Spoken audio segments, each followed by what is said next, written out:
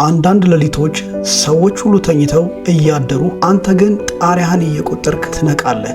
በልብ ውስጥ ብዙ ጥያቄዎች አሉ። እግዚአብሔር ሆይ ለምን ዝም አልከኝ ትላለህ? ለምን አትመልስልኝም? ለምን ሁሉም ሰው ደስ እያለው እኔ ግን በዚህ ሁኔታ ውስጥ አሳልፋለሁ ብለህ ራስን ትጠይቃለህ። በዚህ ጉዳይ ምናልባት ብዙ ጊዜ ጸልየሃል፣ ምናልባት ብዙ ጊዜ ጾመሃል፣ ምናልባትም እንባህን ለማንም ሳታሳይ በስውር በጓዳህ ብዙ ጊዜ አልቅሰሃል። ግን የጠበቅከው መልስ አልመጣም።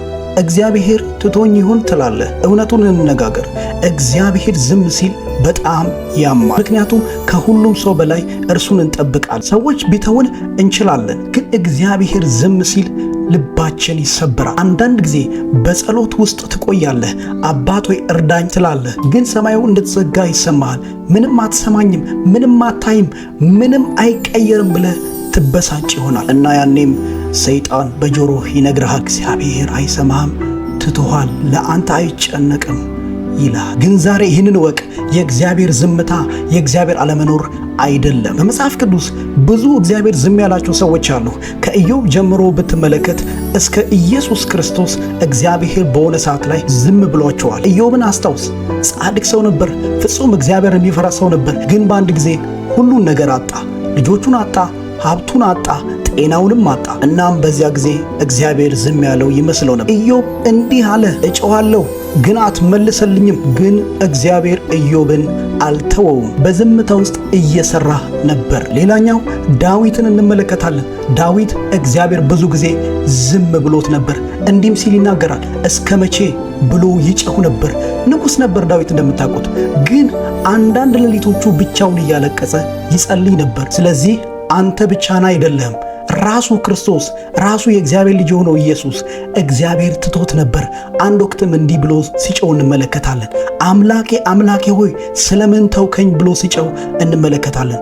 እግዚአብሔር ግን ዝም ብሎ ነበር። ስለዚህ አንተ የምታሳልፈውን ስሜት እግዚአብሔር ያውቀዋል። እግዚአብሔር ስለምን ዝም ይላል?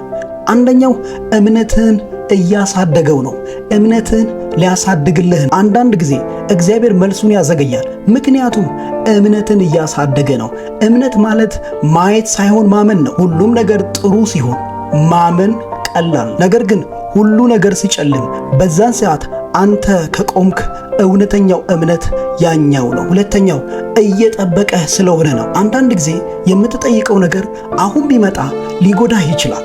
እግዚአብሔር አንተ ያላየውን ያያል። አንተ ግን ዛሬ ብቻ አንተ ያለህ፣ እርሱ ግን ነገህን ያየልሃል። አንዳንድ ግንኙነቶች እንዲቋረጥ የሆነው ሊያጠፉ ስለሚችሉ ነው። አንዳንድ በሮችም የተዘጉት የተሻለ በር ስላለ ነው። ሶስተኛ እግዚአብሔር ከእርሱ ጋር ሊያቀርብህ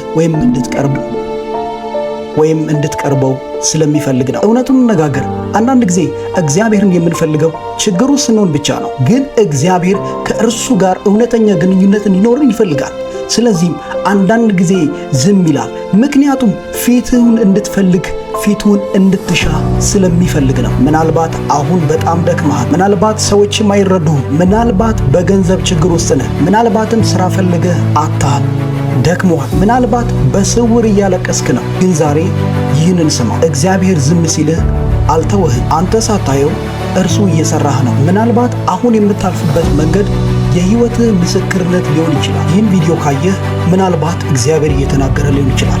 ኮሜንት ላይ እግዚአብሔር ከኔ ጋር ነው ብለህ ላይክ፣ ሼር፣ ሰብስክራይብ እንዲሁም ደግሞ ለብዙዎች መልእክቱ እንዲደረስ ሼር ማድረግን እንዳትረሳ። እግዚአብሔር ይባርክህ።